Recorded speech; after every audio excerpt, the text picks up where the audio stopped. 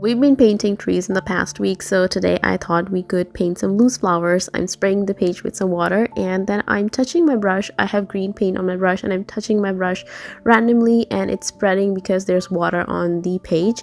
And I'm using 3 different colors of green to create that foliage background, and then I'm adding orange. You can make your flowers with any color, but I wanted orange, so I'm touching the brush with orange color and the flowers just spread, so it's gonna make the first layer of the flowers. And then I'm impatient, so I'm not gonna let it dry. I'm gonna use my heat tool to dry it quickly. If you're patient enough to let it dry on its own, good for you.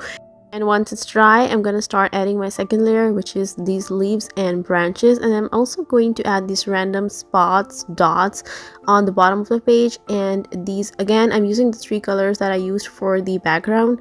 And I'm adding grass and this more foliage, some bushes. And using the same orange that we used for the flowers before, but with less water, I am putting some petals, and it's random. I'm just putting random petals on the flowers, and then I'm adding a red dot to the bottom of each flower to give it more dimension, adding some shadows to the leaves, and then adding stems to the flowers. Again, being impatient and using my heat tool to dry it quickly.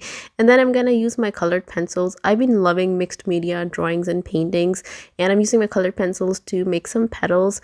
You can leave it there if you want to, but I wanted to add more details, so I'm using colored pencils. And they're in the shades of greens and orange, and you can also add more grass and just be a child, like draw random lines and this will look like grass, and then more grass with a darker green like the one we used to do as kids when we were drawing. And then I wanted to add a cute bee too, and that's it. I think this turned out pretty good. Remember we did those heart-shaped flowers? This is the page next to it.